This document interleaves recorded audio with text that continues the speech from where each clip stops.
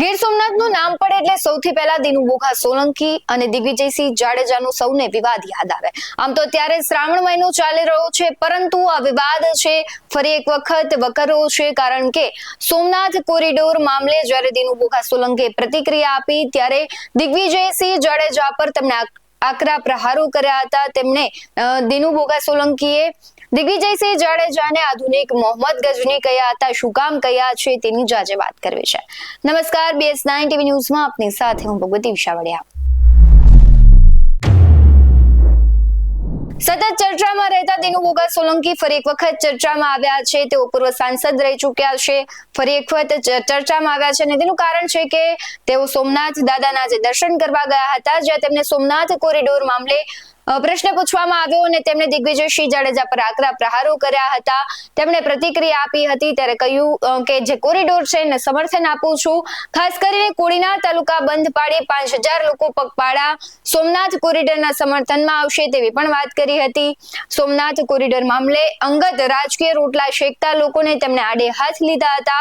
ત્યારે સોમનાથના પહેલા પણ સાધુ સમાજ દેવી પૂજકોના મકાનો તોડવામાં આવ્યા, ત્યારે આગેવાનો ક્યાં ગયા હતા તેવા અનેક સવાલો કર્યા હતા। ત્યારે ખાસ કરીને પૂર્વ સાંસદ દિનુ સોલંકી, નામજોગ પ્રભાસ પાટણ બ્રહ્મ સમાજના પ્રમુખ હેમલ ભટ્ટ, રબારી સમાજના પ્રમુખ બાલાભાઈ શામળા, પાલિકા પ્રમુખના પતિ જય દેવીજા ની સામે આક્ષેપો કર્યા હતા। સૌથી પહેલા શું કર્યા છે દિનુ સોલંકી તેના પર નજર કરીએ। પવિત્ર શ્રાવણ માસના ત્રીજા સોમવારે હું આજે સોમનાથ દાદાના દર્શન કરવા માટે આવ્યો છું, અને ઘણા બધા મિત્રોએ પણ વાત કરી અને પત્રકાર મિત્રોએ પણ વાત કરી કે સોમનાથના જે વિકાસની વાત છે અને સોમનાથનો કોરિડોર પ્રોજેક્ટ મને પૂછવામાં આવે તો હું તો કહું કે થવો જ જોઈએ।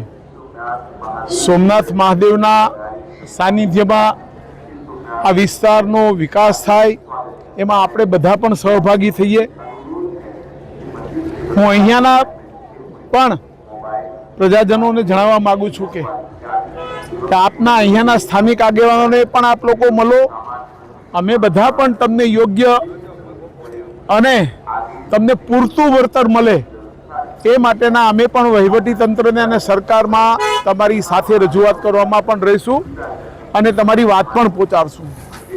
તો મારે ખાસ કરીને અહીંયાના સનાતન ધર્મના જે રખેવાર ભાઈઓ છે, ભાઈ શ્રી હેમલભાઈ, ભાઈ શ્રી જયદેવભાઈ, ભાઈ શ્રી બાલાભાઈ શામળા, આ બધાને મારે કહેવું છે કે તમે તો ભૂતકાળમાં સનાતન ધર્મની રખેવારી કરવા માટે આ વિસ્તારને ખુલ્લે આમ અહીંયાનો ભૂતપૂર્વ કલેક્ટર દિગ્વિજય જાડેજા મોહમ્મદ ગજનીના આધુનિક સ્વરૂપમાં જ્યારે સોમનાથ જિલ્લાને લૂંટવા નીકળ્યો હતો ત્યારે મેં આ વાત કરી હતી।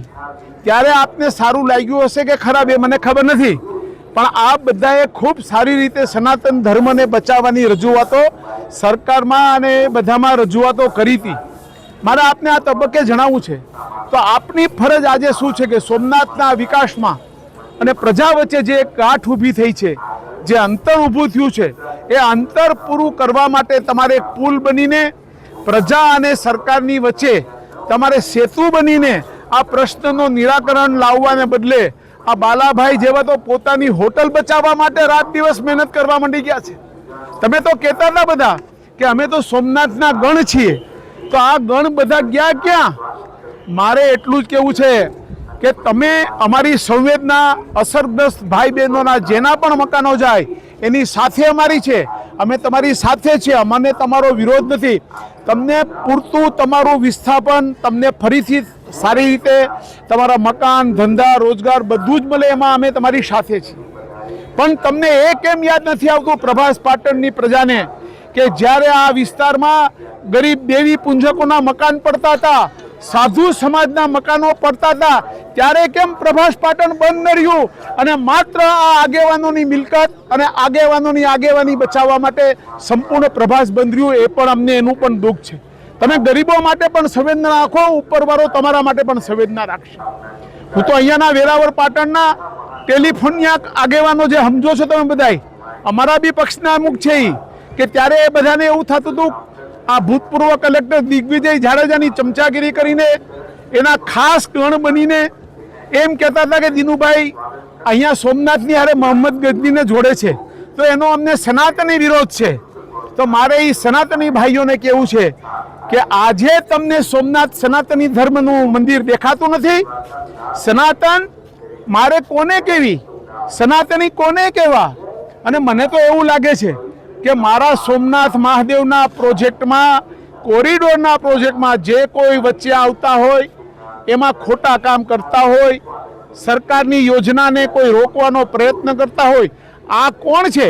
હવે તો મને એવું લાગે છે કે મારે કેવું નથી, પણ લોકો વિચારી રહ્યા છે કે આ બધા આધુનિક ગજનવી આ લોકોને સમજવા કે નહીં, એ લોકો નક્કી કરશે. હું તો આપને ખુલ્લેઆમ કહું છું કે સોમનાથ કોરિડોર માટે સમગ્ર ગુજરાતની પ્રજા, સોમનાથ પ્રભા ક્ષેત્રની પ્રજા અને આજુબાજુ રહેનારા તમામ જિલ્લાના લોકો બધા જ સોમનાથ મહાદેવના કોરિડોરના પ્રોજેક્ટમાં અમે એની સાથે છીએ. એમાં સૌથી પહેલ નજીકના દિવસોમાં કોડીનાર તાલુકા બંધનું એલાન આપીને સોમનાથના કોરિડોરના પ્રોજેક્ટના સમર્થનમાં 5000 યુવાનોની અમે પદયાત્રા કોડીનારથી સોમનાથ સુધી યોજવાના છીએ અને અમે એના સમર્થનમાં ઊભાના છીએ. એટલે કોઈ પણ એમ સમજતા હોય કે આ સરકારના ખૂબ જ સારા અને મહત્વના અને સોમનાથ મહાદેવને ફરીથી સુવર્ણ યુગમાં લઈ જવાના જે પ્રયત્નની વચ્ચે કોઈ પણ આવશે ને, તો એને અમારો પણ સામનો કરવો પડશે. જય સોમનાથ. જે પ્રમાણે તેઓ આક્ષેપ કરી રહ્યા છે કે દિગ્વિજયસિંહ જાડેજા છે, આધુનિક મોહમ્મદ ગજની છે, સતત તે બંનેની વચ્ચે વિવાદો પહેલેથી જ થતા આવ્યા છે. દિગ્વિજયસિંહની બદલી થઈ ગઈ તેમ છતાં પણ હજુ પણ ક્યાંક ને ક્યાંક જ્યારે આવો મામલો આવે ત્યારે દિનુ સોલંકી છે તેમના પર આક્ષેપ કરે છે. તમને શું લાગી રહ્યું છે કમેન્ટ બોક્સમાં જરૂરથી જણાવજો. આવા જ વધુ અહેવાલો સાથે ફરી મળતા રહીશું. તમે અમારી યુટ્યુબ ચેનલને સબસ્ક્રાઇબ કરવાનું અને ફેસબુક અને ઇન્સ્ટાગ્રામ પર ફોલો કરવાનું ભૂલશો નહીં. બાકી અમને અપડેટ્સ મેળવવા માટે જોતા રહો BS19 ન્યૂઝ. નમસ્કાર.